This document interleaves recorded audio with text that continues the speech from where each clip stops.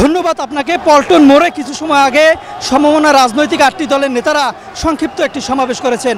সেই সমাবেশ থেকে তারা ঘোষণা দিয়েছেন জীবন দিবে, রক্ত দিবে, তবুও বাংলাদেশের মাটিতে জুলাই সনদ আইনি ভিত্তি বাস্তবায়ন করে ছাড়বে, জুলাই সনদের অর্জন ব্যর্থ হতে দিবে না।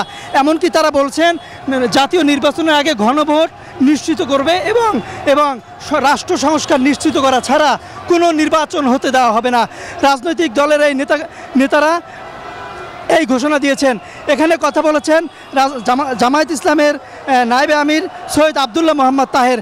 তিনি যেটি জোর দিয়ে বলেছেন যে জাতীয় নির্বাচনের তফসিল ঘোষণা হওয়ার পরও গণভোট অনুষ্ঠিত হওয়ার সময় আছে, তবে সেই গণভোট জাতীয় নির্বাচনের আগেই অনুষ্ঠিত হবে।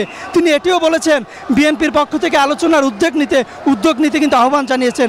তিনি সরকারকে বলেছেন সরকার শুধু দায়িত্ব ছেড়ে দিলে হবে না, এই আলোচনার উদ্যোগ সরকারকেও নিতে হবে, সরকারকেও ভূমিকা রাখতে হবে। আপনি দেখতে পাচ্ছেন আমার যে মিন্টু ভাই ক্যামেরাম্যান, তিনি কিন্তু দেখানোর চেষ্টা করছেন হাজার হাজার নেতাকর্মী নিয়ে এই প্রধান উপদেষ্টার সেই যমুনায় যাচ্ছেন স্মারকলিপি প্রদান করতে, 5 দফা দাবির স্মারকলিপি প্রদান করতে।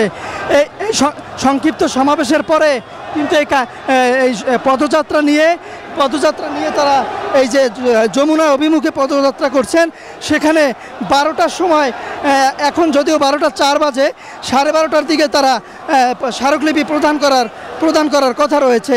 আমরা কথা বলেছিলাম জামায়াতের সেক্রেটারি জেনারেল মিয়া গোলাম পররের সাথে। তিনি যেটি বলেছেন যে তিনি গতকালকে যে চট্টগ্রামে একটি প্রার্থী গুলিবিদ্ধ হয়েছেন সেই বিষয়ে তিনি কথা বলেছেন। তিনি বলেছেন এই ঘটনা সরকারের চরম ব্যর্থতা, সে নিরাপত্তা দিতে ব্যর্থ হয়েছে। এখানে যে হাজার হাজার নেতাকর্মীরা যাচ্ছেন তারা বলছেন যে সরকারকে ভূমিকা পালন করার জন্য তারা আহ্বান জানিয়েছেন। ইসলামী আন্দোলনের যুগ্ম মহাসচিব বলেছেন গণভোট ও সরকার সংস্কার নিশ্চিত ছাড়া তারা নির্বাচন হতে দিবে না, গণভোট নিয়ে কোনো তালবাহানা তারা মেনে নেবে না। তো এই পল্টনের মোড় থেকে পদযাত্রাটি এখন প্রেস ক্লাবের সামনে আছে। তো এই ছিল পদযাত্রা থেকে আমার কাছে থাকা সর্বশেষ তথ্য। তাওহিদ, আপনাকে ধন্যবাদ। জি নাফিস, ধন্যবাদ আপনাকে। আমি কিন্তু এই মুহূর্তে রয়েছি ঠিক মৎস্য ভবনের সামনে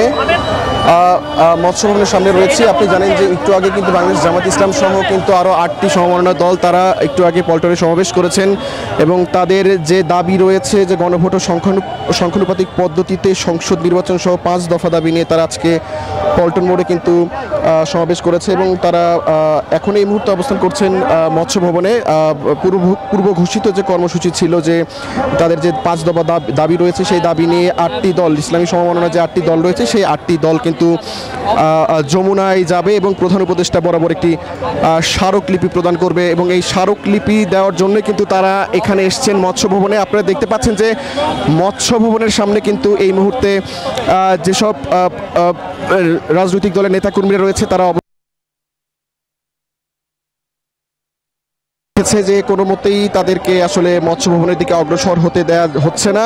এর আগেও কিন্তু প্রেস ক্লাবে আমরা দেখেছি যে প্রেস ক্লাবের সামনেও কিন্তু পুলিশ তাদেরকে বাধা দেওয়ার চেষ্টা করেছে, তবে সেখান থেকে পুলিশ কিন্তু তাদের রাজনৈতিক যে 8টি দল রয়েছে তাদেরকে এই মৎস্য ভবন পর্যন্ত কিন্তু আসার সুযোগ দিয়েছে। এরপরে কিন্তু আর সামনের দিকে অগ্রসর হতে দেওয়া হচ্ছে না। তবে রাজনৈতিক দল তারা যেমনটি বলছেন যে 5 দফা দাবি সহ অগ্রাধিকারমূলক যে দাবি রয়েছে সেটি কিন্তু প্রধান উপদেষ্টা বরাবর কিন্তু যে স্মারকলিপি সেটি তারা পেশ করবেন এবং এই স্মারকলিপি পেশ না করা পর্যন্ত কিন্তু তারা তাদের যে আজকের কর্মসূচি সেটি কিন্তু চালিয়ে যাবেন।